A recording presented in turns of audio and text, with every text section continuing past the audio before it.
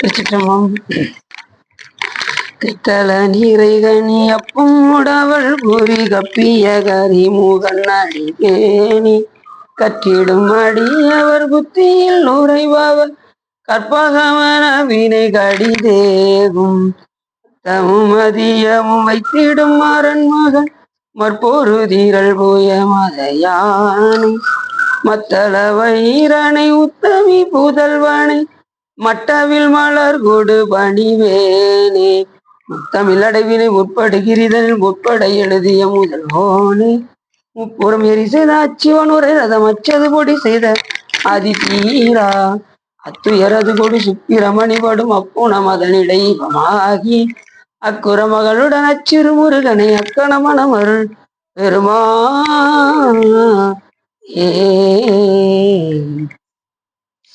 எந்தாயும் எனக்கருள் தந்தையும் நீ சிந்தாகுலமானவை தீர்த்தனையாள் கந்தா கதிர்வேலவனே உமையாள் மைந்தா குமரா மறைநாயகனே புலியர்கோன் முப்பொழித்த புகழியர்கோன் கடல் போற்றி ஆளுவிசை கல்மிதப்பில் அணைந்த வீரான் அடி போற்றி வாழி திருநாவலூர் வண்டொண்டர் பதம் போற்றி ஊழிவழி திருவாதவர திருத்தாள் போற்றி. திருச்சிற்றம்பலம்.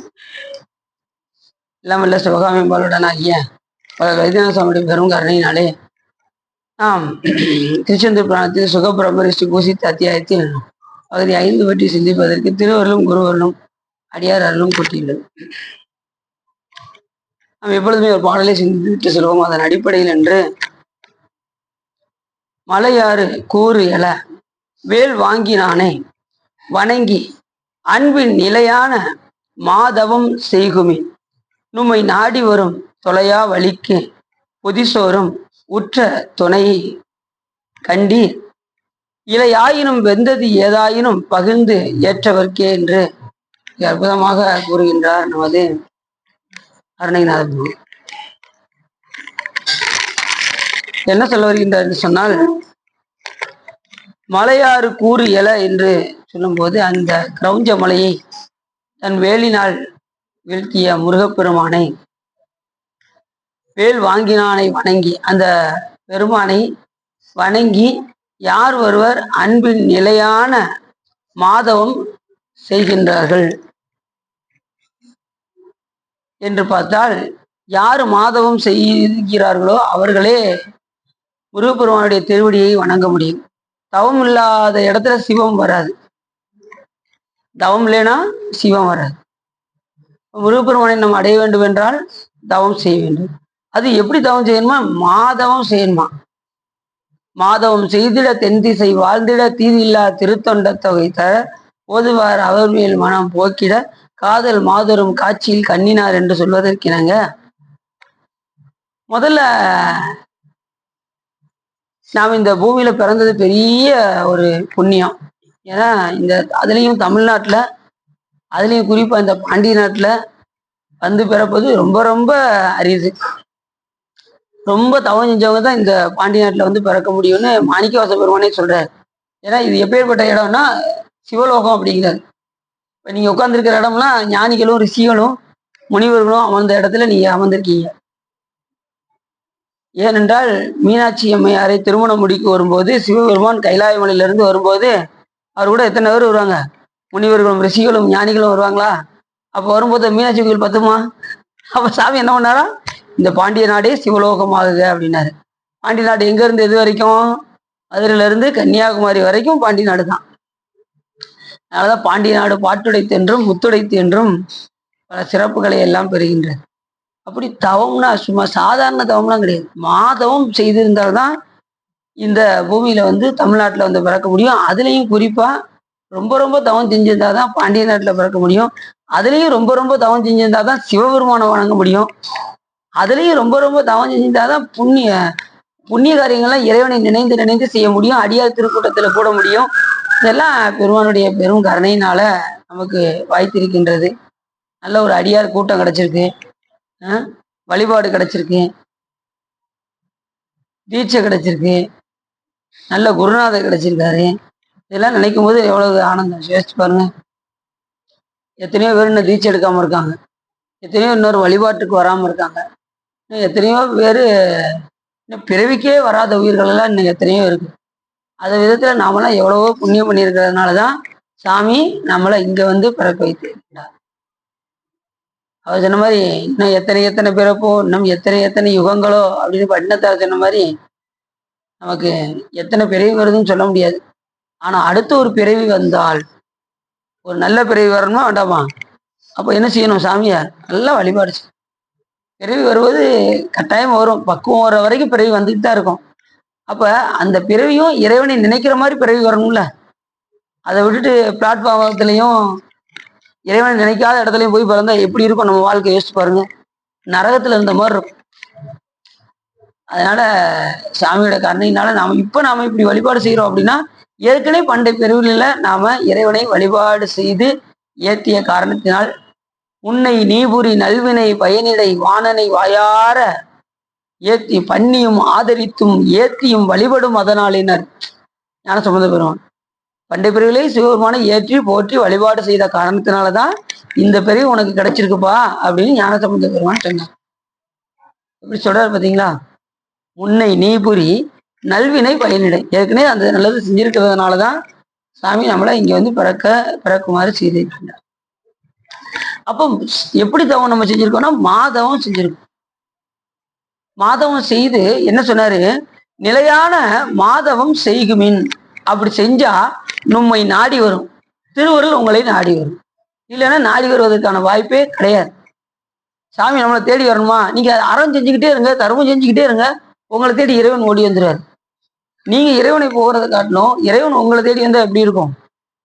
அதுவும் செய்யணும். நம்ம இறைவனை நோக்கியும் போகணும், தலங்கத்தோறும் சென்று வழிபாடு செய்யணும்.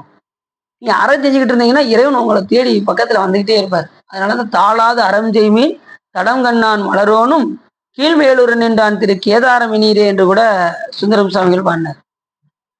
இந்த பிறவிய விட்டாச்சுன்னா அடுத்த பிறவில நான் தவம் செஞ்சுக்கிட்டுறேங்க, அடுத்த பிறவில நான் தொண்டு செஞ்சுக்கிறேங்க, நான் அடுத்த பிறவில எல்லாம் பாத்துக்கிறேன்னா அந்த பிறப்பு எடுத்தாதானே உண்டு.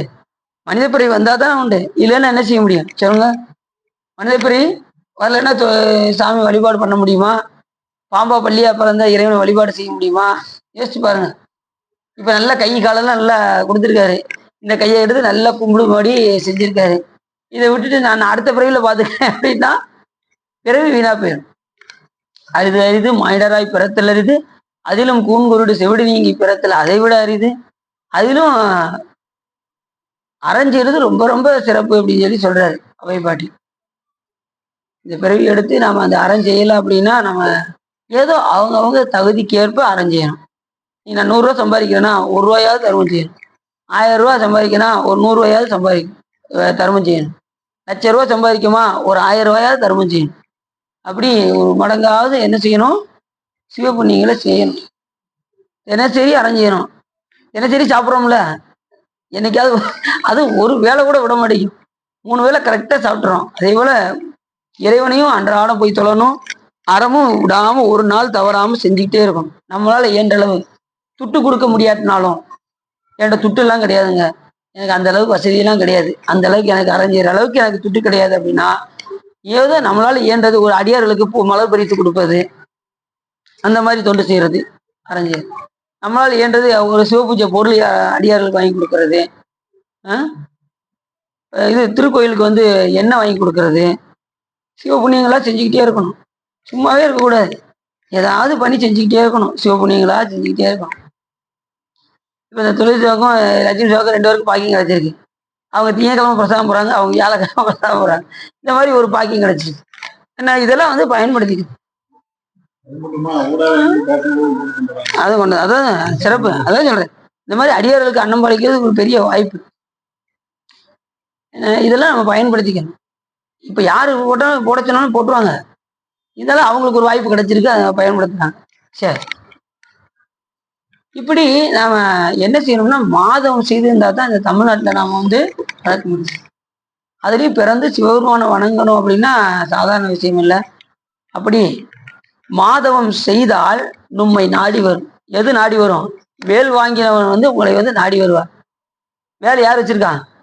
முருகப்பெருமான் உங்களை நாடி வருவார். நீங்கள் அறம் செய்தீர்கள் என்றால் முருகப்பெருமான் உங்களை தேடி கட்டாயமாக வருவார். என்னப்பா உனக்கு செய்யணும் அப்படின்ட்டு வேலோட வருவாராம். முருகப்பெருமான் ஞானத்தை கொடுப்பதற்காக. வேல் எதுக்கு ஓமனம்? ஞானத்திற்கு. அதனால எவ்வளவு பாட்டுல சொல்றாரு, வேல் வாங்கினானை வணங்கி அன்பின் நிலையான மாதவம் செய்குமின் நம்மை நாடி வரும். எப்படி சொல்றாரு பாருங்க. அங்கிருந்து கையை கொண்டு சிறப்பு வாங்கிக்கிறது சார்.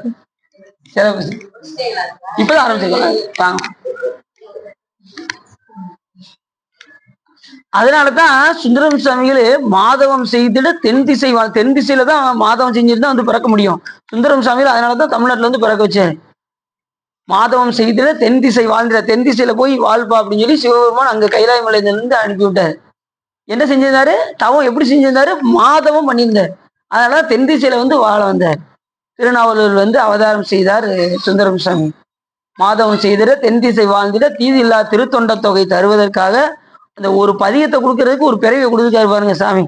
அப்ப நம்மளாம் உயிர் பெறணும்னு தானே. அப்ப அந்த பாட்டெல்லாம் எல்லாம் மனப்பாடம் பண்ணிட்டீங்களா? கிள்ளை வேலை தானே. சரி, உங்களுக்கு நீ இப்பதான் புதுசு வந்திருக்கீங்க. ஆமா நினைக்குதா? சரி, இல்லை நீங்க மனப்பாடம் பண்ணணும் இல்லை, நீங்க டெய்லி அதை பார்த்து படிச்சுக்கிட்டே இருங்க, அதுவே போதும். அதுவே உங்களுக்கு ஆட்டோமேட்டிக்கா மனப்பாடம் ஆயிரும். தினசரி அதை பாட பாட பாட பாட படிக்க படிக்க உங்களுக்கு மனப்பாடம் ஆயிரும். போறீங்களா? சரி. அப்ப எந்த ஒரு இதையுமே பாடிக்கிட்டே இருந்தீங்கன்னு வச்சுக்கோங்களேன், ஒரு 100 தடவை பாடி இருந்தீங்கன்னா 101 தடவை நீங்களே பாட ஆரம்பிச்சிருங்க. அந்த அளவுக்கு வந்துடும்.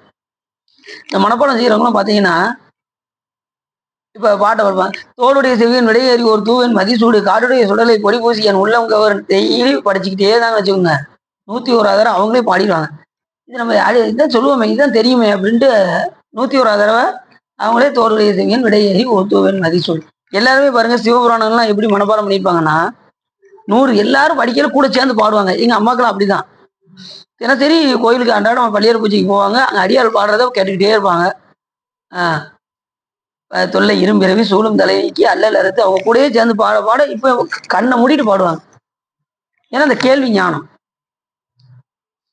இது அவங்களுக்கு 100 தடவை கேட்டா 101 தடவை நீங்களே வளர்ச்சி. அப்படிதான் பதிங்கள ஒரு பாட்டை நீங்க மனப்பாடம் பண்றீங்கன்னா 100 தடவை அந்த ஒரு பாட்டை பாடுங்க, 101 தடவை அந்த பாட்டு உங்களுக்கு மனப்பாடம் ஆயிரும். ரெண்டாவது அதுல கருத்து வைத்து பாடுறேன். கருத்து வைக்காம பாடுனீங்கன்னு வச்சுக்கோங்களேன், உங்களுக்கு என்ன ஆகாது? மனப்பாடம் ஆகாது. நீங்க சிந்தனை எங்கேயோ வச்சுக்கிட்டு தோடுடைய செவியன் விடை அப்படின்னு பாடுனீங்கன்னா சாமானியத்துல மனப்பாடம் ஆகுது. அப்ப சிந்தனை எங்க வைக்கணும்? இறைவன் மேல வைத்து இந்த அந்த பதியத்துல கவனம் முழுவதும் இருக்கணும்.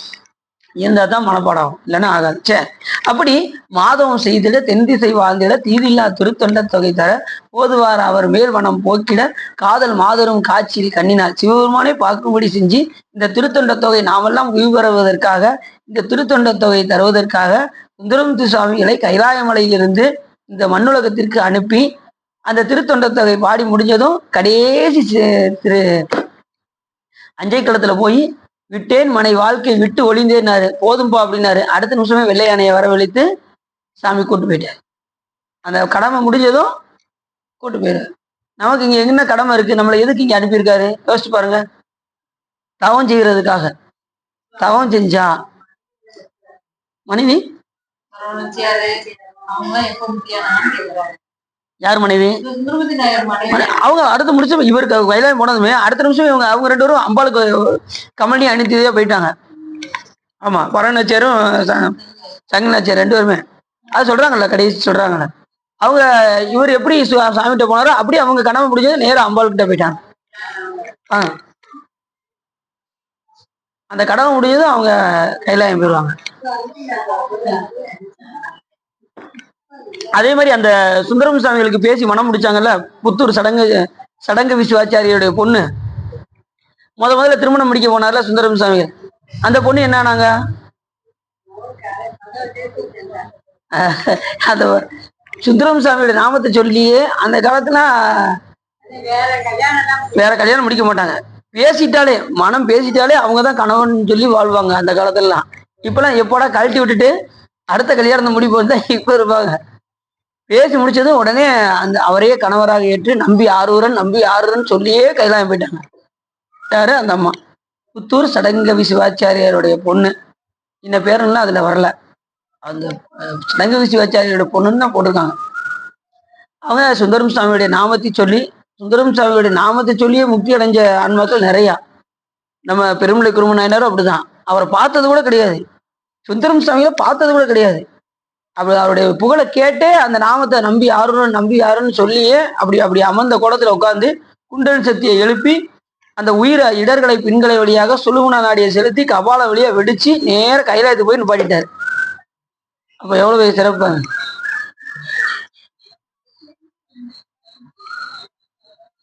அதனால நம்ம என்ன செய்யணும்? தாளாது அறம் செய்ய வேண்டும், தாளாவது தர்மம் செய்ய வேண்டும். அப்படி செய்தால் சிவம் நம்மை நாடி வரும், முருகப்பெருமான் நம்மை நாடி வரும். அது எப்படி செய்யணும்? மாதவம் செய்வதற்கு, அதுவும் இந்த தமிழ்நாட்டில் பிறப்பதற்கு ஏற்கனவே நீங்க தவம் செஞ்சிருக்கீங்க, இங்க வந்தாச்சு, தவம் செஞ்சு இங்க வந்தாச்சு, அதை அப்படி விட்டுறக்கூடாது. மறுபடியும் அந்த தவத்தை தொடரணும். சிவம் வரும் வரை நம்ம தவம் தொடங்கி கொண்டே இருக்க வேண்டும், வழிபாடு செய்து கொண்டே இருக்க வேண்டும். எப்ப சிவம் வருதுன்னு சொல்ல முடியாது. உங்களுக்கு எப்போ ஞானம் வருதுன்னு சொல்ல முடியாது. இறக்கும் தருவாயில கூட ஞானம் வரும். அதனால நீங்க வழிபாடு விடாம செய்து கொண்டே இருங்கள். ஒருத்தர் 40 வருஷம் சிவபூஜை பண்ணாராம். எத்தனை நாள்? 40 வருஷம். எனக்கு ஒண்ணுமே தெரியலங்க அப்படின்னு விட்டுட்டாராம். அப்ப என்ன இருக்குன்னு பாருங்க. அப்ப இன்னும் அவருக்கு அதை பத்தி உணரல, சாமி அவரை உணர்த்தல. ஏதோ சிந்தனையை வச்சுக்கிட்டு பூஜை என்னத்தையோ இப்போ காலையில் எந்திரிச்சோம் பண்ணோம் போனோம் அப்படின்னு போயிருக்கு. அதில் உணர்வோடு நம்ம பண்ணாதான் நமக்கு நாளுக்கு நாள் பக்குவம் வரும். சிவ பூஜையை நல்லா விரும்பி செய்யணும், ஆர்வத்தோடு செய்யணும், எவனோ தோணுன்னு செய்யக்கூடாது. இறைவன் மேலே பக்தியோட அன்போட நாம பூசை பண்ணணும். பூசை பண்ணா நமக்கு நாளுக்கு நாள் நம்மளை பக்குவப்படுத்திக்கிட்டே இருப்பார் புரிஞ்சுச்சா? அப்படி இந்த பாட்டில் சொல்றாரு, நிலையான மாதவம் செய்குவின் நும்மை நாடி வரும், தொலையா வலிக்கு பொதிசோறு உற்ற துணையும் கண்டி. நீங்க ஏதாவது ஒரு பொதிசோரோ அல்லது இலையினும் வெந்தது ஏதாயினும், இலைய பறிச்சு இந்த கீரை வகைகளை சமைச்சாது யாருக்காவது என்ன செய்யணுமா? அறம் செய்யணுமா? ஏதாவது ஒண்ணு செஞ்சு அறம் செய்து கொண்டே இருங்க. அப்படி செய்தால் சிவம் உங்களை நாடி வரும்.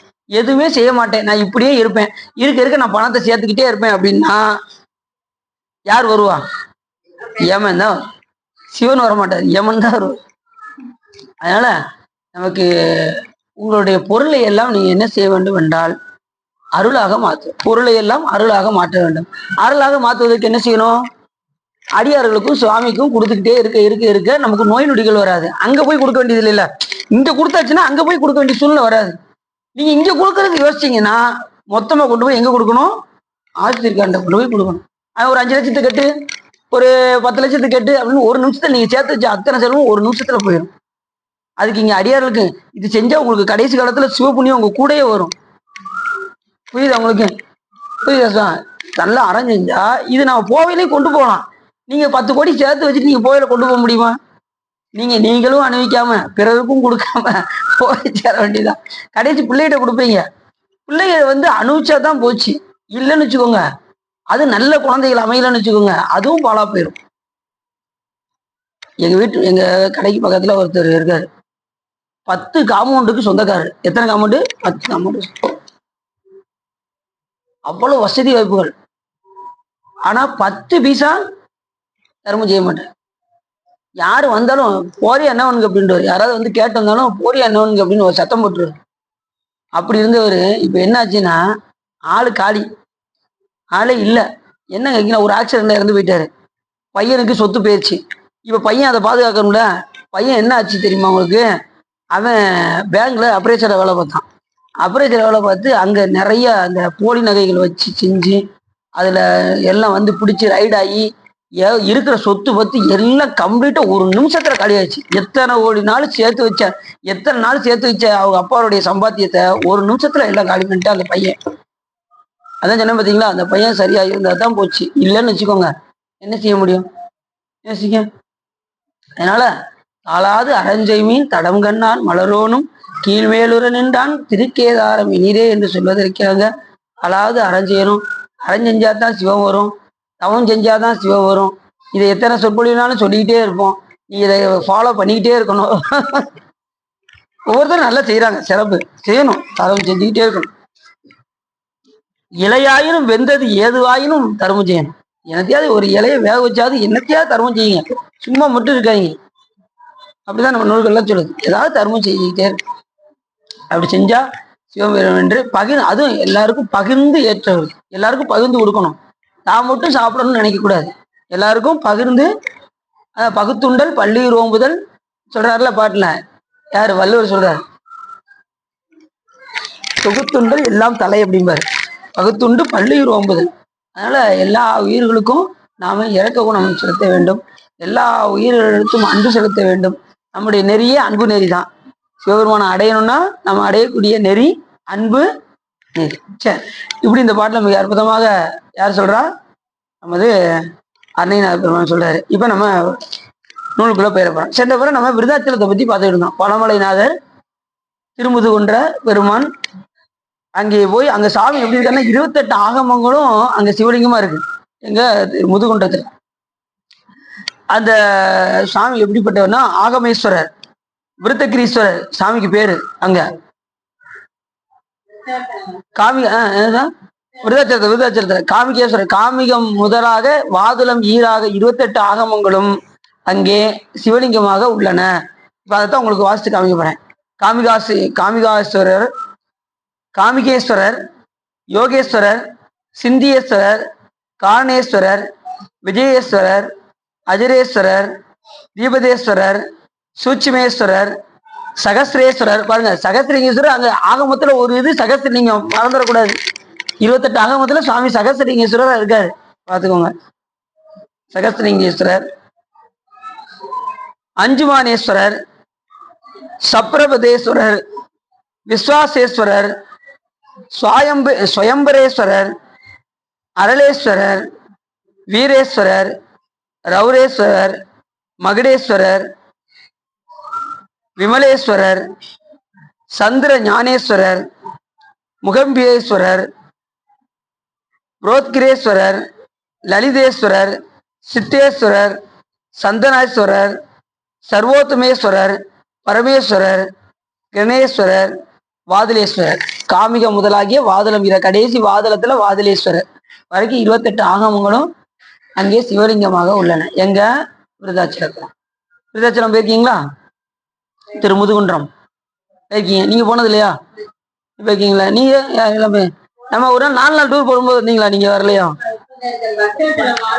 அதுக்கு போனீங்களா? சரி சரி, நம்ம ஒரு 4 நாள் போயிட்டு வந்தோம். எங்க சார்? அப்ப போயிட்டு வந்தீங்களா? ரைட், அது பக்கத்துல தான் இருக்கு. விருதாச்சலம் பக்கத்துல தான் பச்சை குத்துவது, அதாவது சித்தரை சதயம் என்று இடமும் சூழமும் என்மேல் பொய்த்துவை என்று சொல்வதற்கிணங்க அங்க அந்த தலமும் அங்க பக்கத்துலதான் இருக்கு. சரி, அடுத்து போயிடும், அங்கிட்டு போவோம். அப்படி 28 ஆகமங்களும் அங்கே சிவலிங்கமாக வருகின்றன அப்படின்னு சொல்றாரு. சொல்லிட்டு திரு அருணை சார், ஆமா இது கிடையாது, இது 20 ஆகமங்கள், இது 28, அது பதமந்திரம் 81. சரி, அடுத்து நேரம் எங்க போனாரு? சுகபிரம ரிஷி திரு அருணையில் மலைநாயகரை தொழுதார். திரு அருணை என்பது என்னன்னா அருணாச்சலம். அருணாச்சலம் மரணோர் போயிட்டு வந்தோமா, நம்ம 2 மாசத்துக்கு முன்னாடி போயிட்டு வந்தோமா. எல்லா நூல்களும் அருணாச்சலத்தை பத்தி சொல்லாத நூல்களே கிடையாது. அண்ணாமலையில மாணிக்கவாச பெருமான் பதிகமே பாடியிருக்காரு. என்ன பதிகம் பாடினாரு? திருவம்பாவை. கரெக்டு. ஆதியும் அந்தமும் இல்லாத அருட்பெரும் ஜோதியை யாம் பாட கேட்டேயும் வாழ்த்தடங்கள் மாதே வளருவியோ வன் செவியோ நின் செவிதான் மாதேவன் வார்கடல்கள் வாழ்த்திய வாழ்த்தொழிவோய் வீதிவாய் கேட்டனுமே விம்மி விம்மி மெய்மறந்து போதார் அமடியின் மேல் இன்றும் புரண்டு இங்கன் ஏதேனும் ஆகால் இடந்தால் என்னே என்னே இதே எம் தோழி பரிசெயலோர் எம்பாவா என்று அற்புதமாக மாணிக்கவாச பெருமான் பாடுறார். அவர் எப்படிப்பட்ட ஒரு அருட்பெரும் நாம் வாழ கேட்டேயும் வாழ்த்தடங்கன் மாதே கருதியோ நின் செவியோ வன் செவியோ நின் செவிதான். இன்னும் அன்பு செலுத்தாம இருக்கியே, உன் செவி என்ன வன் செவியா அப்படிங்கிற. இப்ப அதெல்லாம் யாருக்கு சொல்றாரு? நமக்கு அறிவுறுத்துறாரு. நல்லா தெரிஞ்சுக்கோங்க. மாணிக்கவாச பெருமான் ஒன்று சொல்றாருன்னா அது யாருக்கு சொல்றாரு? உயிர்களுக்கு சொல்றாரு. இன்னும் சிவபெருமான் புகழை கேட்காம இப்படி இருக்கியே, உன் செவி என்ன வன் செவியா?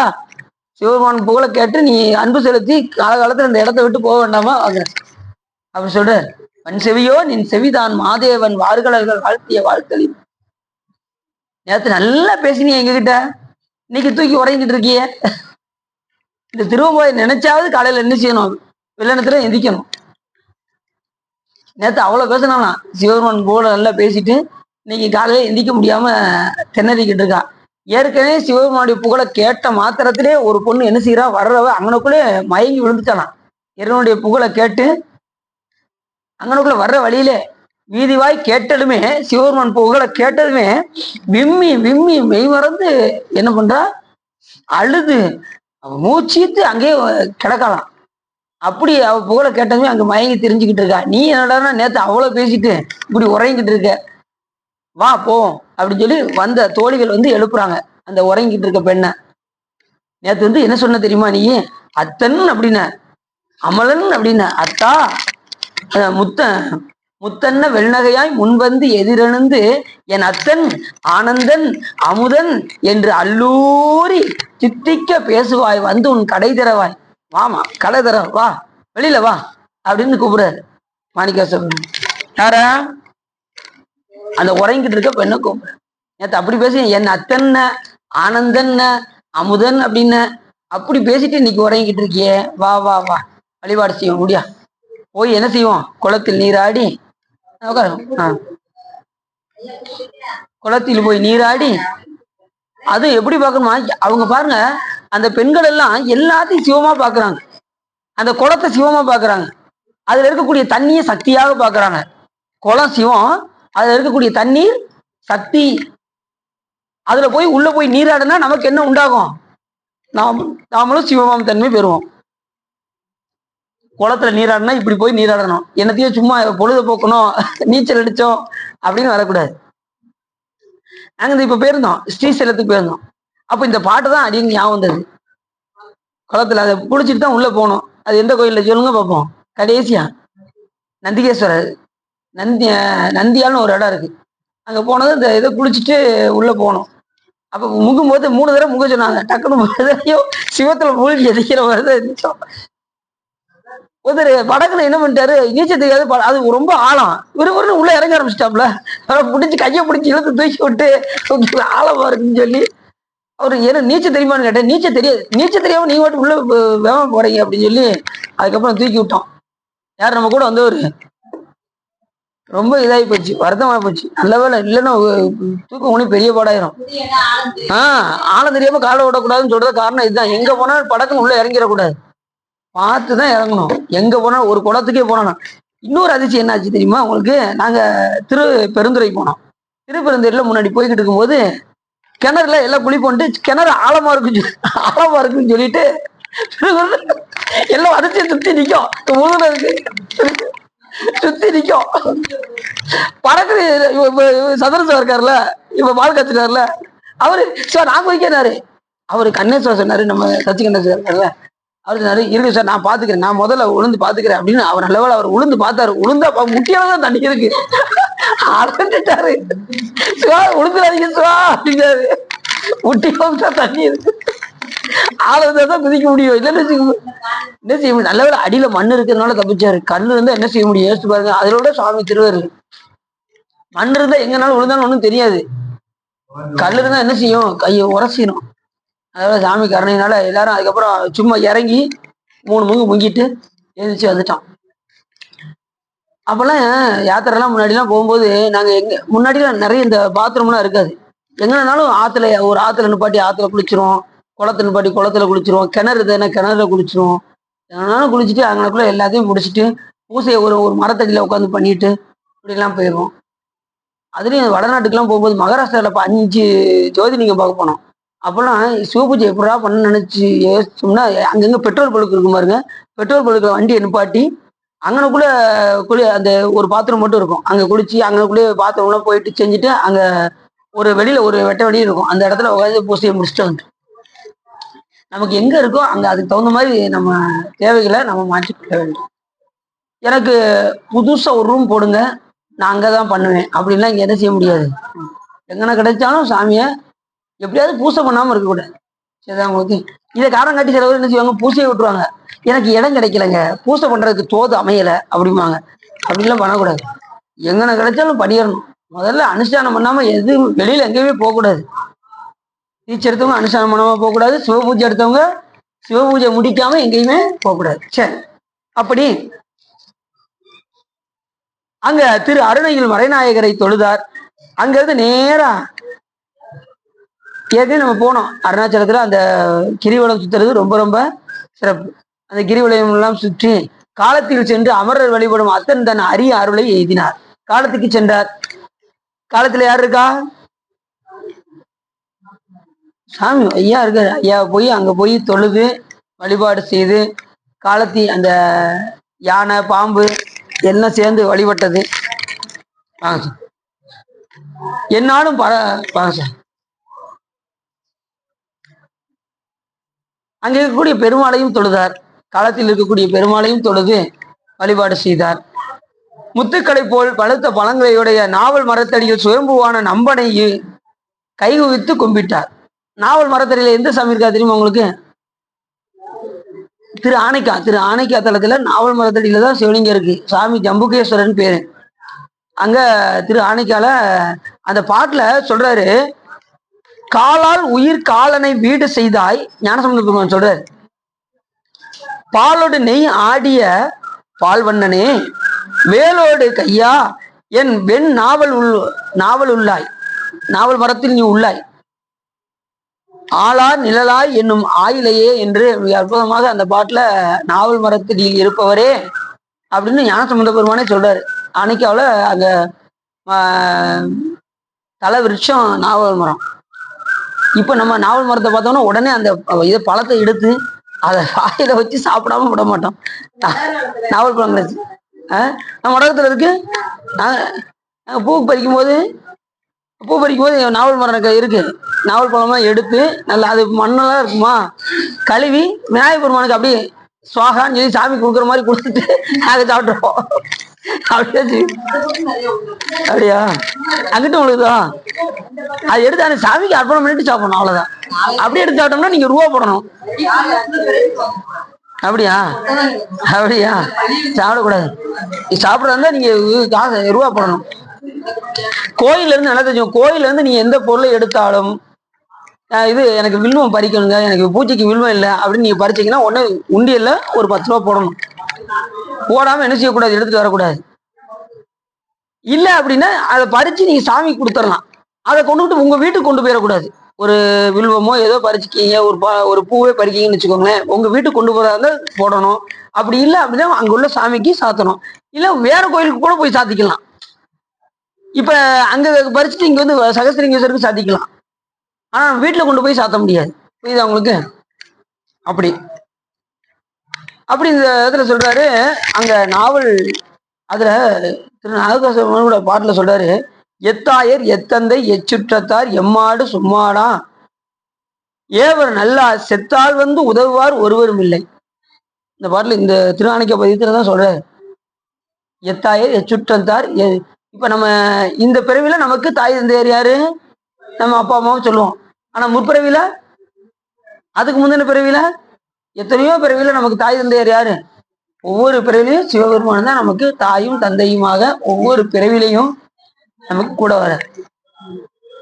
நம்ம எத்தனை தாய் பாலில் குடிச்சிருக்கோம் தெரியுமா உங்களுக்கு? ஒரு தாய், இருதாய், பல கோடிய தாய். இப்ப அந்த பாலெல்லாம் வச்சோம்னா பார்க்கடலை பள்ளி விடுறாரு பெருமாள், அவரையே புஞ்சிருவான். இது வரைக்கும் நம்ம ஒவ்வொரு தாய் வயிற்றுலையும் குடிச்சிட்டு அந்த பால் திருப்பார் கடல் இருக்கு பாருங்க, அதையே மிஞ்சிருவான். அத்தனை கோடி பிறவி நம்ம எடுத்துட்டு வந்துட்டு இருக்கோம், பார்த்துக்கோங்க. அதான் ஒரு தாய், இருதாய், பல கோடிய தாய். ஆமா, அந்த திருக்குறள் பாட்டுல சொல்றாருல, அப்படி எத்தாயர் எத்தந்தை எச்சுற்றத்தார் எம்மாடு சும்மாடா. மாடுதான் என்னது? செல்வம். இந்த பிறவில ஒரு 10 கோடி வச்சிருப்பீங்க, போன பிறவில எத்தனை கோடி வச்சிருப்பீங்க உங்களுக்கு தெரியுமா? தெரியாது. அதெல்லாம் நிலை இல்லாததுன்னு சொல்றாரு. நம்ம சொந்த பந்தம் எது நிலை இல்லாதது? தாய் தந்தையார் நிலை இல்லாதவர்கள்.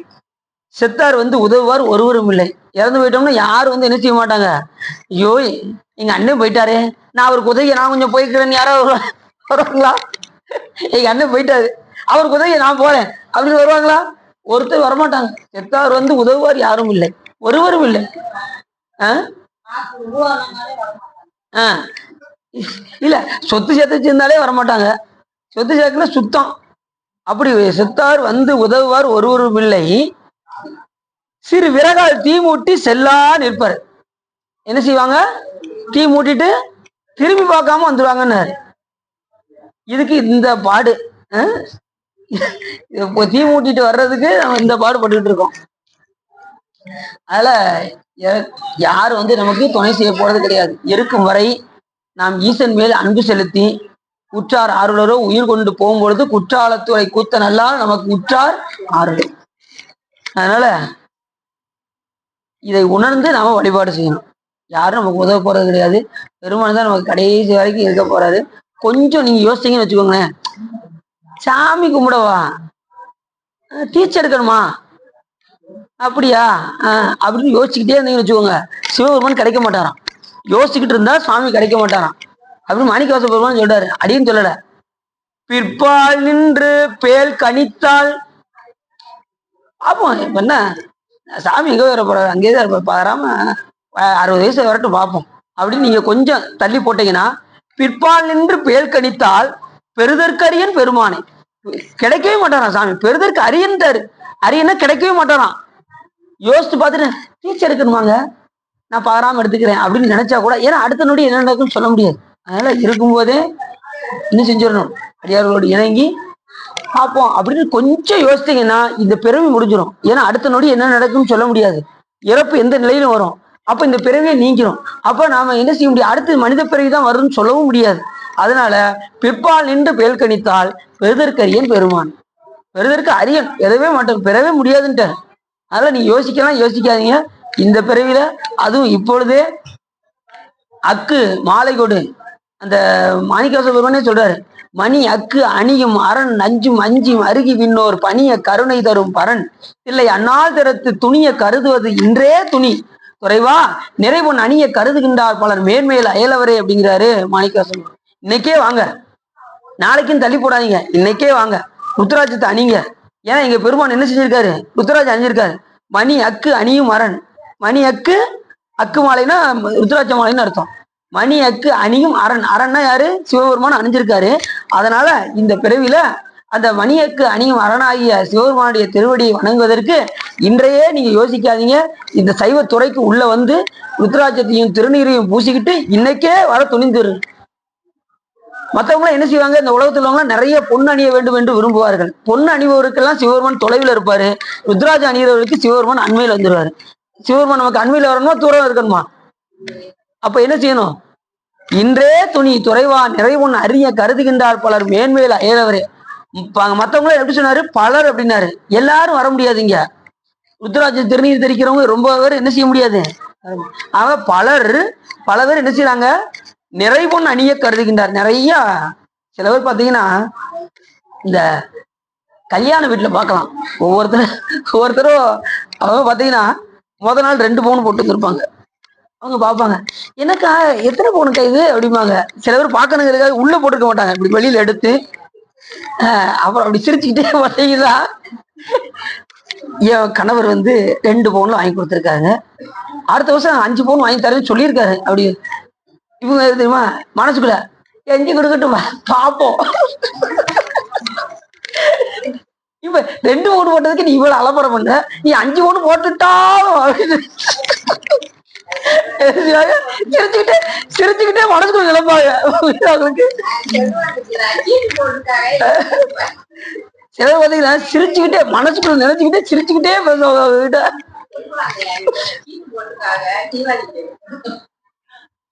2 பவுன் வாங்கி கொடுத்துருக்காங்க, வீட்டுல வாங்கி கொடுத்துருக்காங்க, அடுத்த ஒண்ணு 5 பவுன் வாங்கி கொடுக்கன்னு சொல்லியிருக்காங்க அப்படிவாங்களா. இருக்கட்டும், நீ அடுத்த வருஷம் பார்ப்போம் அப்படின்னு அடுத்த வருஷம் அவங்க 5 பவுன் போட்டு வருவாங்க.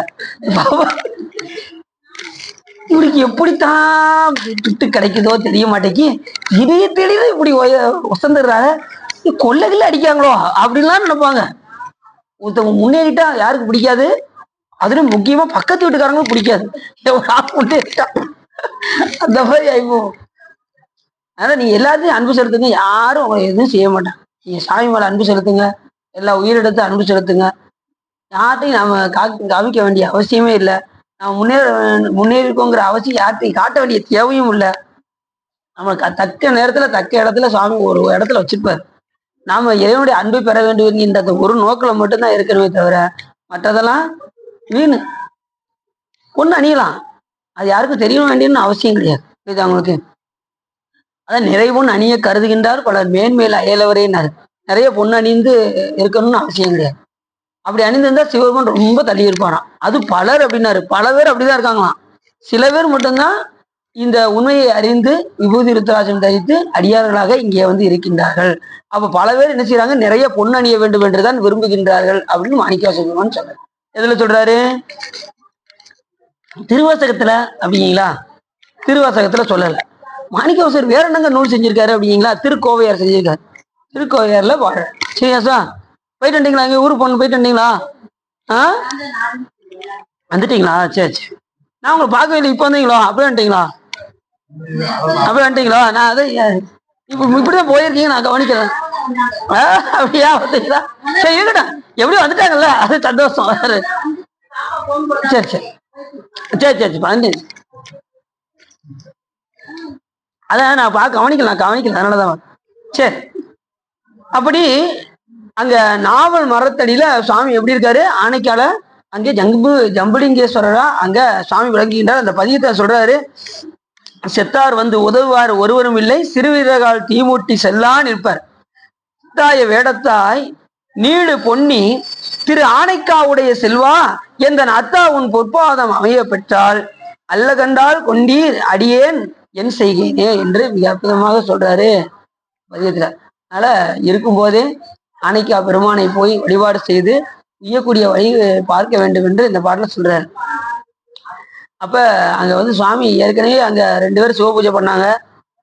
அந்த ஆணையும் அந்த சிலந்தியும் முற்பிறவில அவங்க கந்தர்வர்களாக 2 பேர் இருந்தாங்க. 2 பேருக்கு சண்டை. அப்ப சண்டை போட்டா கண்டிப்பா பிறப்பு உண்டுங்கிறத மறந்துடக்கூடாது. 2 பேரும் சண்டை போட்டு நீ சிலந்தியா பெற அப்படின்னு அவர் சாபம் விட, அவர் நீ யானையா பெறன்னு சாபம் விட, மறுபடியும் அடுத்த பிறவில இங்கேயும் வந்து சண்டை.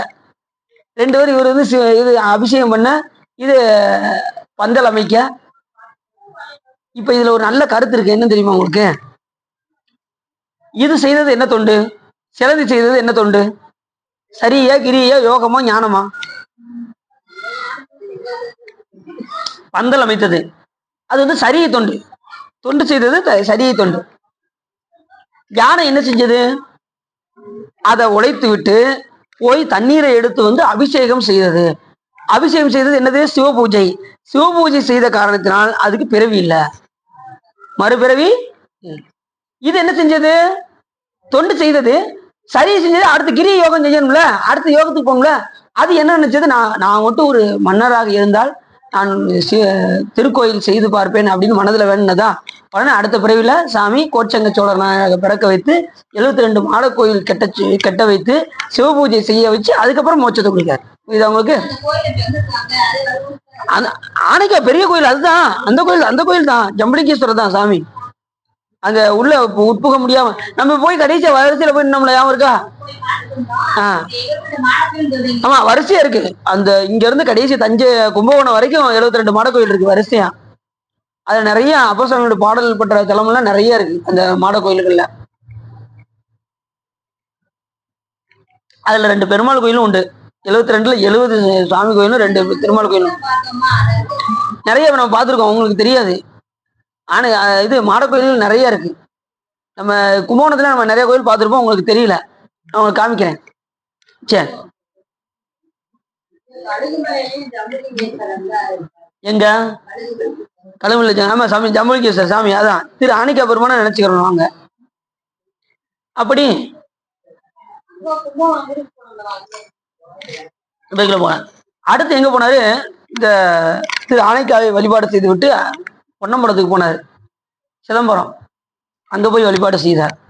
பொன்னம்பலம் என்று பொன்னம்பலம்னு ஒரு தடவை சொன்னா 21,600 தடவை நமச்சிவாயத்தை சொன்னதுக்கு சமம் என்று தேக்கும் தடில திருமுடியார் இருதாள் கருதா தீமனமும் வாக்கும் செயலும் கொடியோரும் ஒரு கால் பொன்னம்பலம் எண்ணில் ஆக்கம் தரும் 5 எழுத்தும் 21,600 நாக்கொண்டு உரைக்கும் இதற்கு நிகரண்டான் குன்றானர் புகழான் என்று இந்த பாட்டுல சொல்றாரு. எப்பேற்பட்ட கொடியோரும் கூட ஒரு தடவை பொன்னம்பலம் சொன்னா 21,000 ஒரு நாள் முழுக்க இறைவன் நாமத்தை சொன்னதுக்கு சமம். அப்ப காலைல எழுந்து பொன்னம்பலம் சொல்லிடுறீங்களா? சிறப்பு சொல்லிடுறீங்க. Very good. சரண சொன்னாரா? பொன்ன அடியும் சொன்னதுதானா? சரி சரி ரைட். பொன்னம்பலம்னு ஒரு தடவை சொன்னா 21,600 தடவை இல்ல அவரும் சொல்லுவாரு. பொன்னம்பலம் சொல்லுவாரு. சொன்னா நீங்க உங்க லைஃப்ல வந்து பின்னாடி போறீங்கன்னு அர்த்தம்.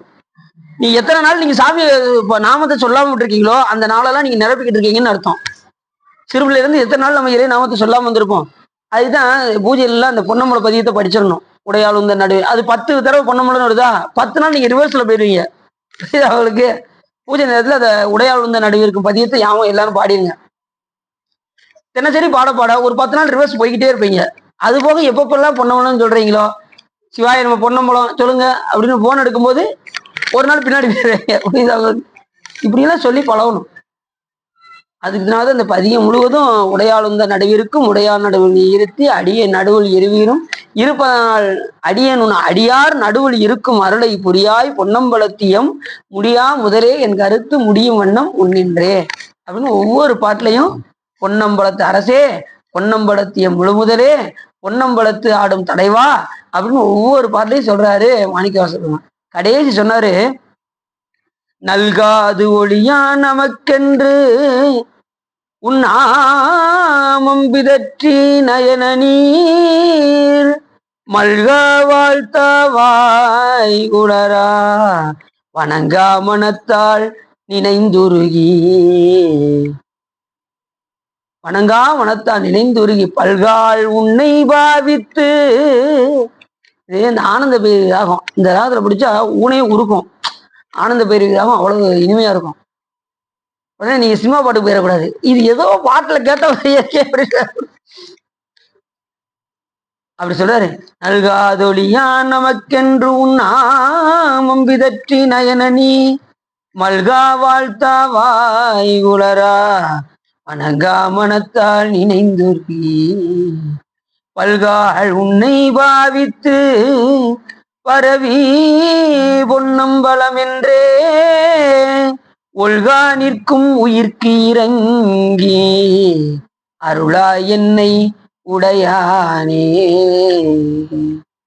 யாரு பொன்னம்பலம்னு சொல்றாங்களோ பெருமானே அவருக்கு நீ அருள் செய்ய வேண்டும் என்று மாணிக்கவாசக பெருமான் நமக்காக கேட்கிறாரு திருவாசகத்துல. பொன்னம்பலம் என்றே ஒல்கா நிற்கும் உயிர்க்கு இறங்கி அருளாய் என்னை உடையானே. பொன்னம்பலம் யாரு சொல்றாங்களோ அவங்களுக்கு இறங்கி வந்து நீ அருள் செய்ய வேண்டும் பெருமானே அப்படின்னு மாணிக்கவாசக பெருமான் சொல்றாரு. அதனால நம்ம பொன்னம்பலம்னு எத்தனை பேர் சொல்றீங்கன்னு தெரியல, இனிமேலாவது சொல்றீங்க. ரைட். அதனாலதான் வழிபாடு பண்ணும்போது திருச்சிற்றம்பலம், தில்லையம்பலம், பொன்னம்பலம், அருணாச்சலம், ஏகம் அதுல ஒருக்கா சொல்லிடுறீங்களா? அப்போ ஒரு நாள் ரிவர்ஸ்ல நீங்க போயிடுறீங்கன்னு அர்த்தம். அப்படி வாய்ப்பு கிடைக்கும் போதெல்லாம் பொன்னம்பலம்னு சொல்லிக்கோங்க. அங்க யாரு மனம் கொண்டு செல்கின்றார்களோ அவர்களுக்கு சாமி என்ன பண்றாரு? ஒன்றி இருந்து நினைமீன்கள் ஊனவேல் ஒன்றில்லை கன்றிய காலனை கடிந்தான் தன் அடியவர்க்காக சென்று தொழுமீன்கள் இல்லை சிற்றம்பலத்து நட்டம் என்று வந்தாய் என்னும் எம்பெருமான் தன் திருக்குறிப்பே என்று அப்பசாமி சொல்றாரு. மனம் ஒன்று சென்றால் சாமி எப்போ வந்தேன்னு கேட்பாராம். நான் மனம் ஒன்றி போறோமா? போகும்போதே என்ன செய்யறோம்? டிஃபன் கிடைக்கு இருக்கு. முதல்ல போனதுமே டிஃபன் கிடைக்க இருக்கு. காலை சாப்பாடு எங்க சாப்பிடுவோம், மதிய சாப்பாடு, இந்த சிதல்லே நம்ம உள்ள போகணும்னு வச்சுக்கோங்க, கதையாவாது. ஒரு வட்டம் அப்படின்னு கூட்டு போகும்போது என்ன செஞ்சுட்டாங்க தெரியுமா? ஒரு அம்மா, வாங்க சீக்கிரம் தரிசனம் போகணும், தரிசனம் பண்ண போகணும். நல்லா தச்சுவாங்க. தம்பி இங்க பாருங்க தம்பி, எங்களுக்கு சுகர் இருக்கு, புரிஞ்சுதா உங்களுக்கு? நாங்க மொத்தம் சாப்பிடணும், அதுக்கப்புறம் தான் மொத்த வேலை, நீங்க வேணா போங்க அப்படின்ட்டாங்க.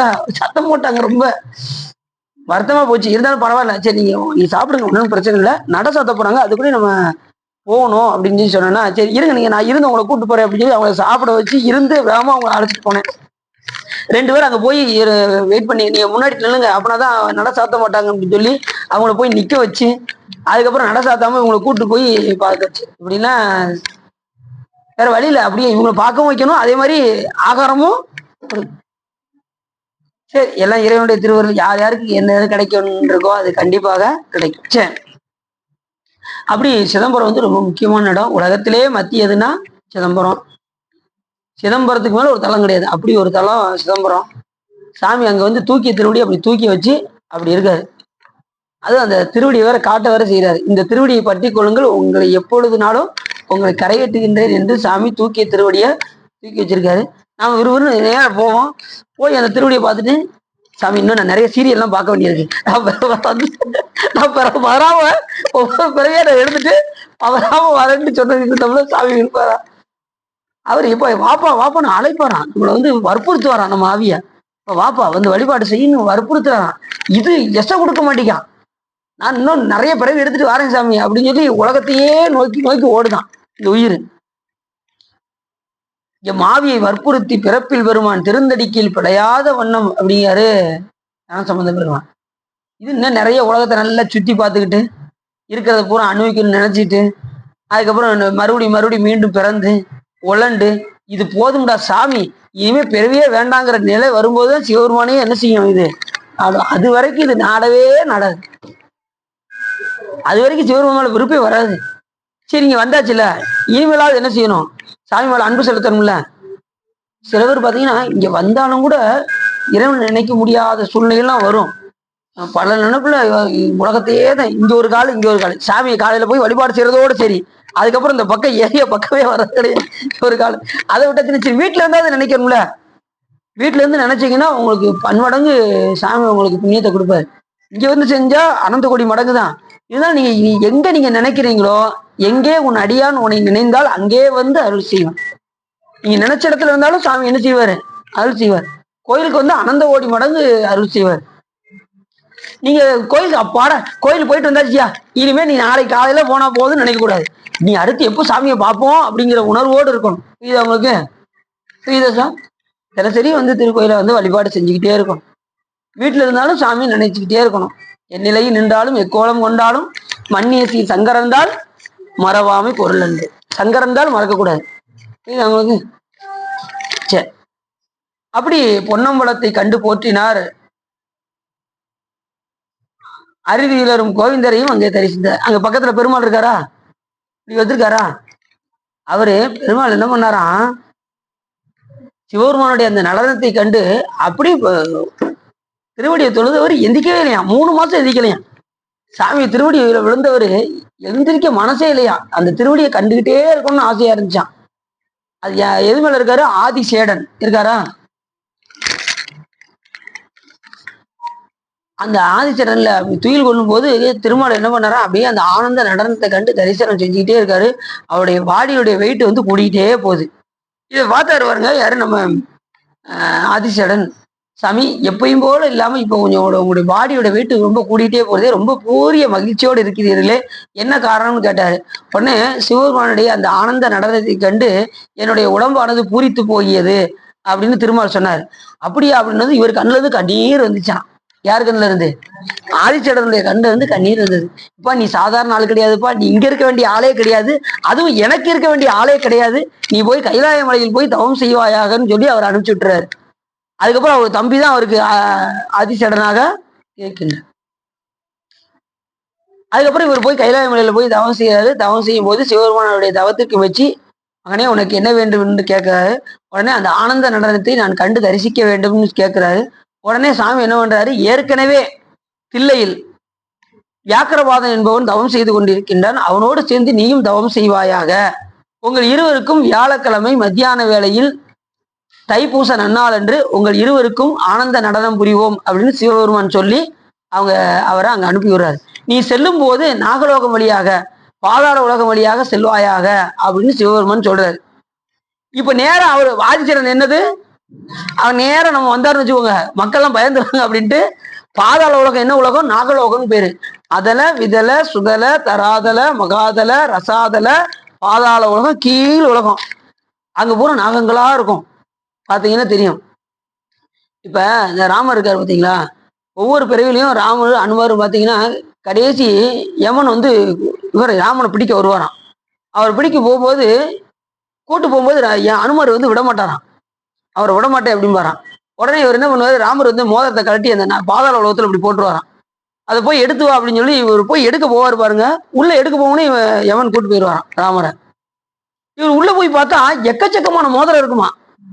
அப்ப அந்த நாகலோக அரசன் உள்ள உட்காந்துருப்பான் பாருங்க, அவர்கிட்ட போய் அனுமார் கேட்பாரான், இது இவ்வளவு மோதிரம் இருக்கு, ராமருடைய மோதிரம் எது அப்படின்னு கேட்டதும், ஏற்கனவே ஒவ்வொரு பிறவிலையும் இந்த மாதிரி ராமர் இதை போடுவாரு, நீ எடுக்க அனுமார் வருவாரு, அந்த நேரத்துல யமன் அவர் கூட்டு போயிடுவாரு அப்படிங்கிற விஷயத்த சொன்னதுக்கு அப்புறம் அதுக்கு அப்ப எத்தனை பிறவில அவர் ராமர் வந்திருக்காருன்னு பாத்துக்கோங்க. புரியுது அவங்களுக்கு? நாராயணர் எத்தனை பேர் இருக்காங்க? எண்ணில்லாத நாராயணர் இருக்காங்க. 100 கோடி பிரம்மர்கள் நொந்தினர், எண்ணில் 6 கோடி நாராயணன் அங்கனே, எண்ணில் ஏறு கங்கை மணல், எண்ணில் இந்திரர், ஈறு இணையில்லாதவன் ஈசன் ஒருவனே. சிவபெருமன் ஒருத்தருக்கு தான் பிறப்பிறப்பு கிடையாது, மற்ற எல்லா தெய்வத்துக்கும் பிறப்பு இறப்பு புரிஞ்சிச்சா? இப்படி நிறைய விஷயங்கள்லாம் அதுலயும் ராமாயணத்தெல்லாம் தொட்டோம்னா நிறைய கிளை கதைகள்லாம் நிறைய போகும். மகாபாரதத்தை எடுத்துட்டாலும் கிளை கதைகள் நிறைய போகும். நீ எந்த புராணத்தை எடுத்தாலும் சரி, எந்த இதிகாசங்களை எடுத்துட்டாலும் சரி, முடிவு வந்து சிவபூஜை என்பதை மட்டும் மறந்துடக்கூடாது. ராமர் சிவபூஜை பண்ணாரா கடைசி? மகாபாரதத்துல பஞ்ச பாண்டவர்கள் சிவபூஜை பண்ணாங்களா? கௌரவர்களே சிவபூஜை பண்ணியிருக்காங்க. நீங்க சொல்றீங்க. அப்படி அந்த சக்கர வியூகத்துல அபிமன்யுவை கொல்றதுக்கு திட்டம் திட்டுவாங்க. சக்கர வியூகம்னா இப்படி சக்கரம் சக்கரமா இருக்கும். முதல் இதுல வந்து 2 பேர் இருப்பாங்க, அடுத்த இதுல 3 பேர் இருப்பாங்க, அடுத்த இதுல 10 பேர் இருப்பாங்க, அடுத்த சக்கரம் மாதிரி இப்படி உள்ள ஒவ்வொருத்தரையா வென்று உள்ள போகணும். கடைசி 100 பேர் இருப்பாங்க சுத்தி வீழ்த்துறதுக்கு. 100 பேரையும் வீழ்த்தணும். இது வந்து சக்கர வியூகம்னு பேரு. இப்படி போயிட்டு மறுபடியும் போன மாதிரியே திரும்பி ரிட்டர்ன் ஆகி வெளியே வரணும், அத்தனை பேரையும் வீழ்த்தி. இத கருவுல இருந்து கேட்டாரு அபிமன்யும், வெளியில வர்ற இதை கேட்கல. அதுக்குள்ளேயும் அவங்க தாய் சொல்றத மறந்துடுவாரு. அதனால இவர் போகிறத தெரிஞ்சவர் வர்றதை தெரியாதனால இவர் உள்ள போயிடுவாரு. போனதும் சக்கர வியூகத்துக்கு போயிட்டாருன்னு சொல்லி பீமன் என்ன பண்ணுவாரு, அவரை காப்பாத்துறதுக்காக வேகமா தேரோட்டியை கொண்டுட்டு வருவாரு. தேரோட்டி ஒருத்தர் வேகமா போவான். அந்த நேரத்துல முதல்ல ஒருத்தர் வருவாராம். அந்த பஞ்ச பாண்டவர்ல முதல்ல வந்து நகுலனா அவர் வருவாராம். இவனெல்லாம் ஈஸியா வீழ்த்திடலாம் அப்படின்னு சொல்லி துரியோதனன் சொல்லுவானா. அதுக்கப்புறம் பீமன் வர்றாங்கிற அந்த செய்தியை அறிஞ்சதுமே இவர் என்ன பண்ணுவாராம், பீமன் சாதாரண ஆள் கிடையாது, அவனை வீழ்த்துறதுக்கு ஒரே வழி இருக்கு அப்படின்னு சொல்லி துரியோதனன் என்ன பண்ணுவான்னா, சிவபூஜை பண்ற அந்த இது தலையில பூருக்கு வருங்க, அதை எடுத்து கொண்டு வந்து அப்படி மேல கீழே போட்டுருவானா. உடனே தேரோட்டியை நிப்பாட்டு அப்படின்னு சொல்லிடுறான். தேரோட்டியை நிப்பாட்டினதும் உடனே அவரு நிப்பாட்டிடுறாரு. பீமா உள்ள வந்து அபிமன்யு மாட்டிக்கிட்டான், அவனை எப்படியாவது போய் காப்பாற்ற போகணும், வாங்க போவோம் அப்படிம்பாரா. இல்லப்பா இதை தாண்டக்கூடாது, அவன் உள்ள போகலன்னா அவன் செத்து போயிடுவானே அப்படின்னு சொல்லி அவர் சொல்லுவாராம். அவன் இறந்து விடுவான் அப்படின்னதும், அவன் இறந்தாலும் பரவாயில்ல செத்தாலும் பரவாயில்ல, இந்த நிர்மாலயத்தை தாண்டக்கூடாது அப்படின்னு சொல்லுவாராம் பீமன். அப்ப எந்த அளவுக்கு சிவ நிர்மாலயத்தை பாதுகாக்கிறான்னு பாருங்க. அதனால சுவாமிக்கு சாத்துற அந்த பூவெல்லாம் நம்ம என்ன செய்யக்கூடாது, அவமதிக்க கூடாது, ரொம்ப பத்திரமா வாங்கி வைக்கணும். பூவெல்லாம் அசால்ட்டா என்ன செய்யக்கூடாது, சாமிக்கு சாத்தின பூவெல்லாம் கீழே போட்டுறக்கூடாது, பத்திரமா கொண்டு போய் வீட்டில் வைக்கணும், இல்லை குருநாதருடைய படத்துக்கு போடணும், இந்த மாதிரி செய்யணும். சிலர் சாதாரணமாக தூக்கி அப்படி கீழே போட்டுறாங்க, அப்படி போடக்கூடாதுன்னா அப்படி எடுத்து அப்படி ஓரத்தில் எடுத்து போடணும், சரிதானா? இல்லைன்னா இது சாத்தி ரொம்ப பழசாயிடுச்சுன்னா எடுத்து ஓரத்தில் வச்சிடணும். சரி, அப்ப சிவ நிர்மாலயத்துக்கு அவ்வளவு சிறப்பு. அதைத்தான் துர்வாச முனிவரும் எடுத்து கொண்டு போய் இந்திரன்ட்ட கொடுக்க, இந்திரன் என்ன பண்ணாரு, யானைகிட்ட கொடுக்க, யானை கீழே போட்டு தேய்ச்சிருச்சு. அதனால 2 பேரும் பிறவிக்கு வந்துட்டாங்க, இந்திரனும் அந்த யானையும். வெள்ளை யானை வந்து சாதாரண கருப்பு யானையா வந்து பிறந்தது. இந்திரனும் சாவு நீங்கிறதுக்கு இங்க வந்து சொக்கநாத பெருமானை பூசித்து மறுபடியும் அந்த பதவியை போய் பெற்றான்.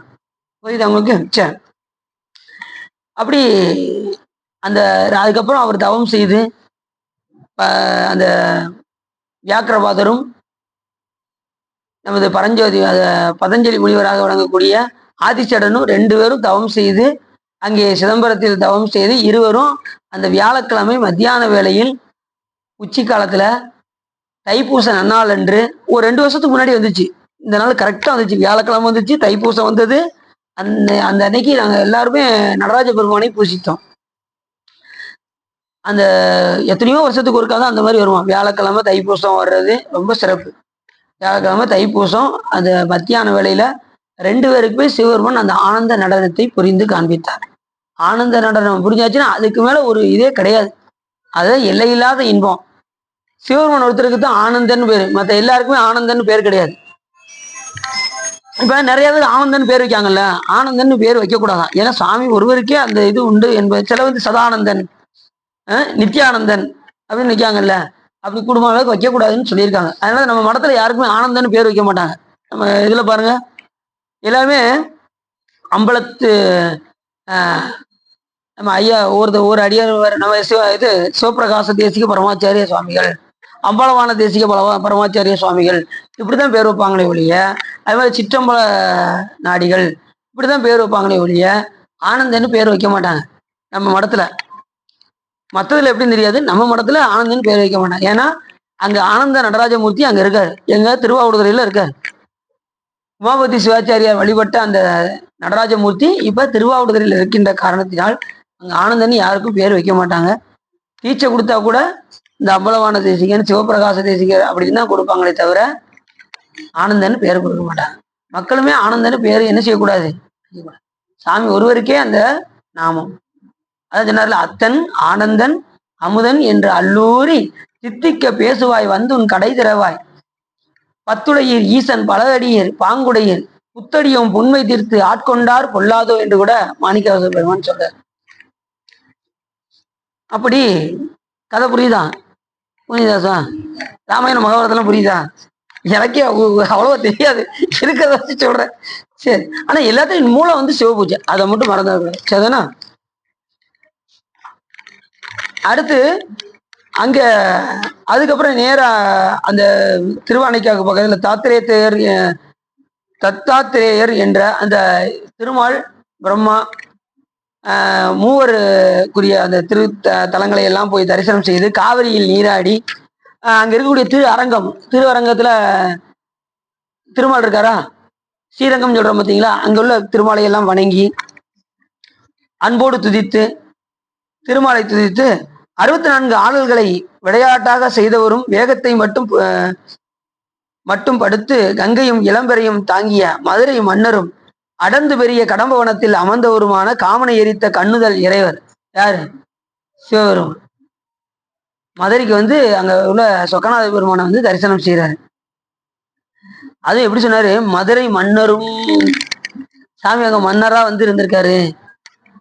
எப்படி மன்னரா இருந்தாரு? சோமசுந்தர பாண்டியனாக வந்து அங்கே வந்து ஆட்சி புரிந்திருக்கின்றார். அப்படி ஆட்சி புரிந்த காரணத்தினாலே யார் ஒருவர் மன்னராக இருக்கின்றார்களோ அவர்கள் இயல்பாகவே என்ன செய்யணும், சிவபூஜை செய்து ஆக வேண்டும். அப்படி தன்னைத்தானே அர்ச்சித்த திருத்தலம் தான் இன்மையில் நன்மை தருவார். சாமி மன்னராக வந்தார்ல, அப்ப அவர் சிவபூஜை பண்ணணும்ல, அப்ப தன்னைத்தானே அவர் அர்ச்சித்த கோயில். அதை நாம் எப்படி எடுக்கணும்னா நல்லா தெரிஞ்சுக்கோங்க. அங்க வந்து 64 திருவிளையாடலை புரிந்தவர் ஸ்ரீகண்ட பரமேஸ்வரர்.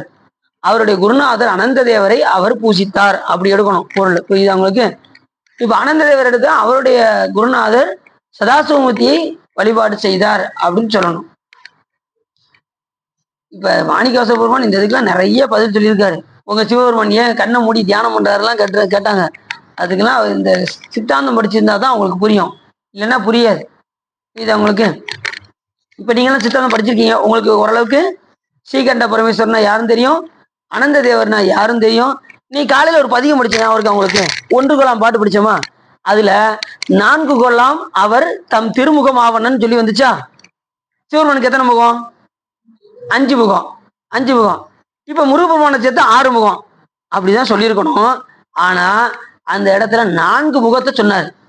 அப்ப 4 முகம் சிவபெருமானுக்கு எங்க இருக்கு அப்படின்னு பார்த்தா, சித்தாந்தம் படிச்சவங்களுக்கு தான் தெரியும். ஸ்ரீகண்ட பரமேஸ்வருடைய குருநாதராக விளங்கக்கூடிய அனந்த தேவருக்கு 4 முகம். அது இந்த உலகத்துல எங்கேயுமே அந்த படம் இருக்கவே இருக்காது. 4 முகத்தோடு சிவபெருமான் படம் எங்கேயுமே இருக்காது. அது யாருக்கு தெரியும்னா சித்தாந்தம் படிச்சவங்களுக்கு தான் தெரியும். 4 குலாம் அவர் தம் முகம் ஆவன அப்படின்னு வரும். நமக்கு தெரிஞ்சதெல்லாம் ஈசானம், தத்புருஷம், அகோரம், வாமதேவம், சத்தியோஜாதம். சிவபெருமானுக்கு 5 முகம். அது 6வது முகம் கீழ் நோக்கி இருக்கு, அது அதோ முகம் அப்படின்னு நம்ம எளிமையாக சொல்றோம். 4 முகத்தோடு அங்கே அனந்த தேவர் அங்கே விளங்குகின்றார். அசுத்தமாயா போனத்தை இயக்குகின்ற அது அசுத்தமாயா போனத்துக்கு தலைவர் யாருன்னா அனந்த தேவர். இந்த பிரகிருதி மாயா போனத்துக்கு தலைவர் யாருன்னா ஸ்ரீகண்ட பரமேஸ்வரர். சுத்தமாய தத்துவத்துக்கு சிவபெருமானே நேரடி கண்ட்ரோல். சுத்த தத்துவத்துல அங்க சுவாமியே நேரடியாக இருந்து இந்த உயிர்களை இயக்கும். சரி, இதை நம்ம சித்தாந்தம் படிச்சோம்னு வச்சுக்கோங்க, இதை பத்தி ஆரம்பிச்சோம்னா டைம் போறதே தெரியாது. சித்தாந்தத்துக்குள்ள போயிட்டோன்னு வச்சுக்கோங்க, நேரம் போறதே தெரியாது. 5 மணி நேரம் 6 மணி நேரம் போய்கிட்டே இருக்கும். நீங்க சித்தாந்தத்துல நீங்க கிளாஸுக்கு போய் பாருங்க, அவங்க பாட்டு நடத்திக்கிட்டே இருப்பாங்க. ஒரு பாட்டுக்கு விளக்கம் சொல்லிக்கிட்டே இருப்பாங்க சாயங்காலம் வரைக்கும். அவ்வளவு விளக்கம் இருக்கும். அப்படி பெருமான் அங்கே எப்படி இருக்காரு அப்படின்னா கடம்ப வனத்தில் அமர்ந்து வருவார். கடம்ப வனத்துல அங்க கடம்ப வனமா இருந்தது. எப்படி திருவானைக்கா நாவல் மரமா இருந்ததோ அங்க ஊர கடம்ப வனமாக இருந்தது. கடம்ப மலர்கள் அதிகமாக பூக்கின்ற இடம் மதுரை என்பதி. அங்கே சோமசுந்தர பாண்டியனாக சிவபெருமான் விளங்கினார். அதுவும் பாண்டிய நாடு, மீன் கொடி. அம்மா என்ன ஆட்சி? மீன் ஆட்சி. மீனுடைய ஆட்சி மீன் ஆட்சி. அங்க அம்மையாருக்கு தான் அங்க ரொம்ப சிறப்பு அதிகம். சாமியை காட்டிலும் அங்க ஒரு மடங்கு யாருக்குன்னா மீனாட்சிக்கு தான் ரொம்ப சிறப்பு. நீங்க போய் வரிசையில கியூல நிக்கணும். நின்னாலும் உங்க ஈஸியா விட்டுற மாட்டாங்க உங்களை. அம்மா கிட்ட சாமியை கூட நீங்க என்ன செஞ்சிருவீங்க, ஈஸியா பார்த்துட்டு வந்துருவீங்க சொக்கநாத பெருமானை.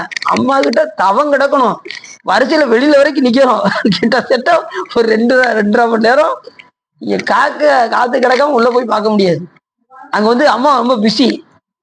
என்ன அங்க இது ஏகாம்பரேஸ்வர், காமாட்சி அம்மா பிஸி, சங்கர கோயில் அங்க கோமதி அம்மா பிஸி. ஒவ்வொரு இடத்துல அம்பாளுக்கு நல்ல சிறப்பா இருக்கும்.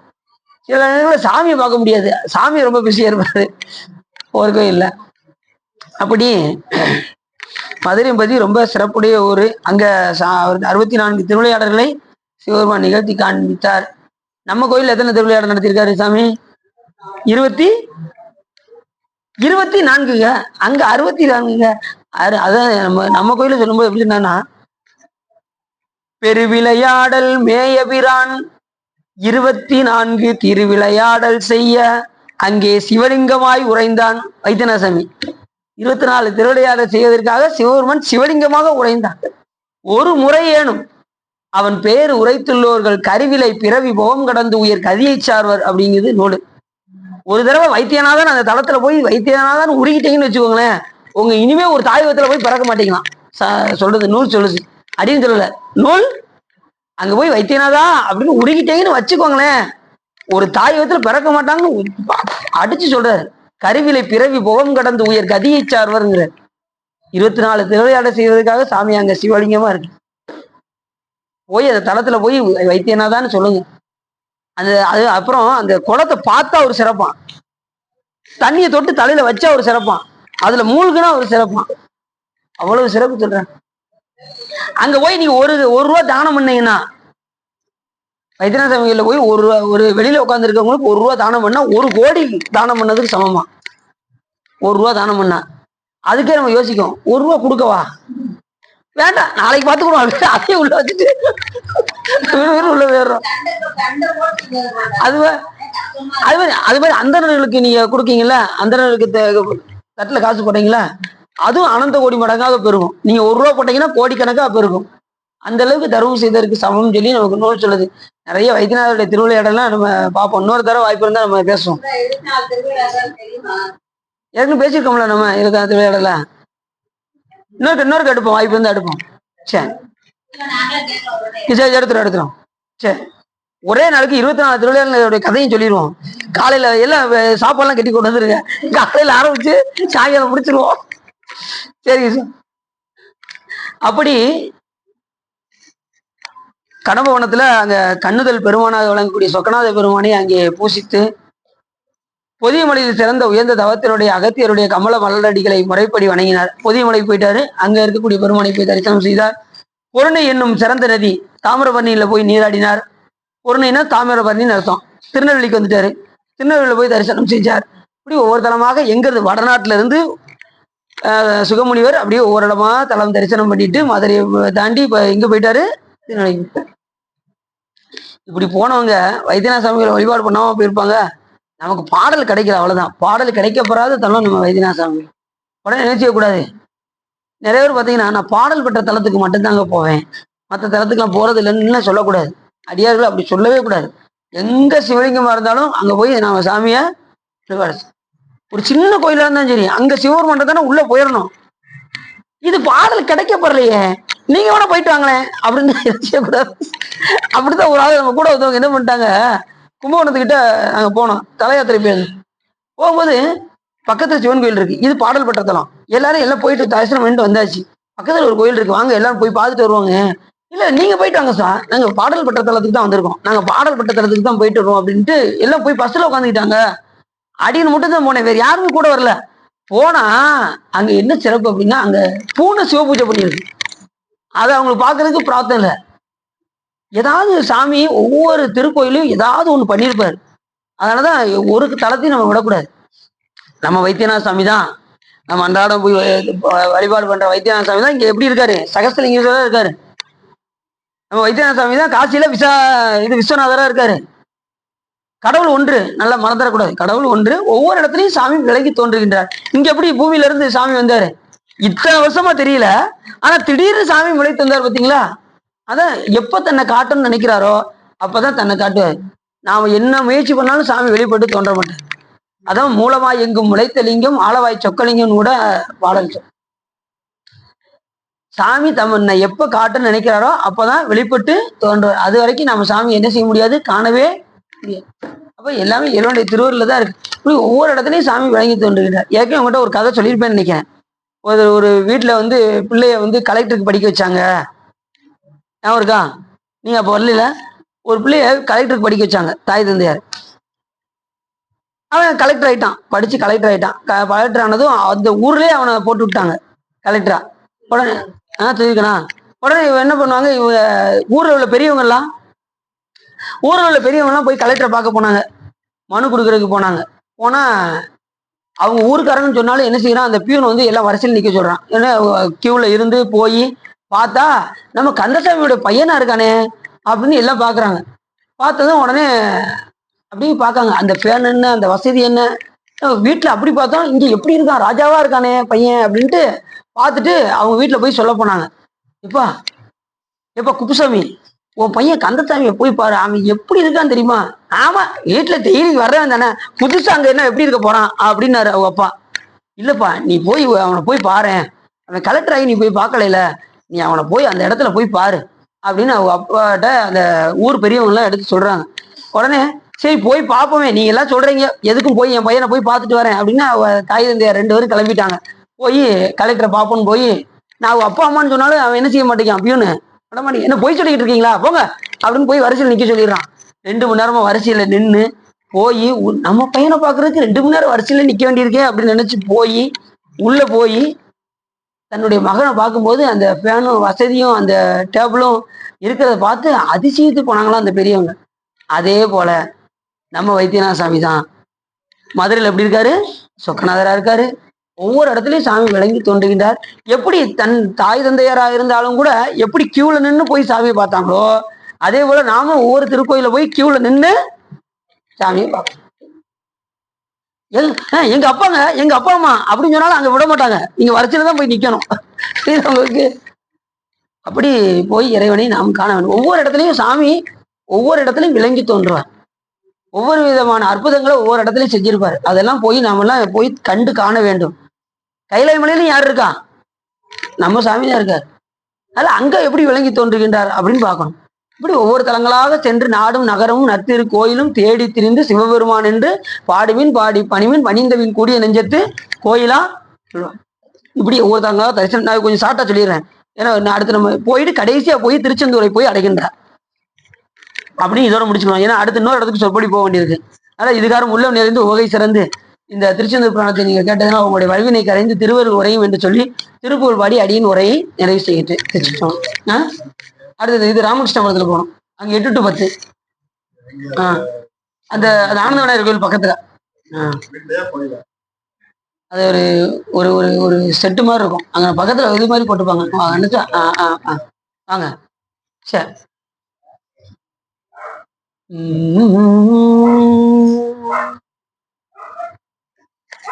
காலனார் வெண்கோடும் தூதர்வா சங்கோடியன் காளினார் தந்துடன் கொடு போக காதலார் மைந்தரும் தாயராரும் சுடு கானமே பின்தொடர்ந்து அலராமும் சூளம் வாழ்தண்டு செஞ்சேவல் கோதண்டமும் சூடும் தோளும் தடம் திருமார்பும் தூயதா தண்டையும் காணார்வும் செய்யும் தோகை மேற்கொண்டு முன் வரவேணும் ஆலகாலம் வரன் வாழதாக அஞ்சிடும் தேவர் வாழன்று கந்து அமுதியும் ஆரவாரம் செய்யும் வேலை மேல் கண் வளர்ந்து ஆதிமாயன் தன்னன்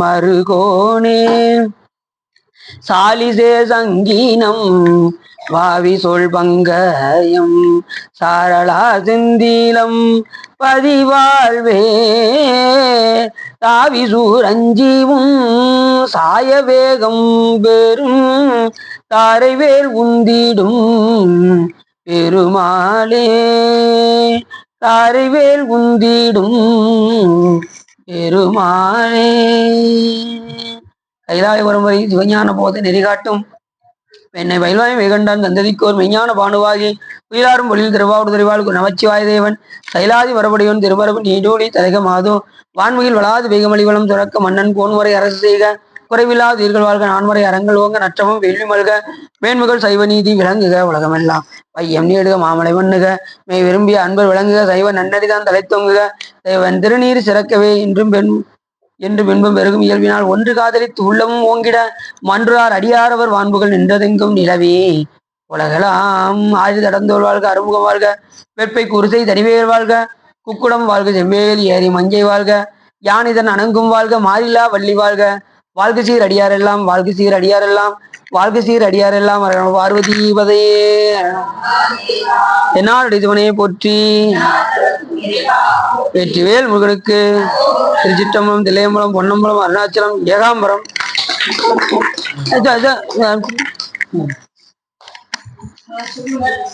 கொடுங்க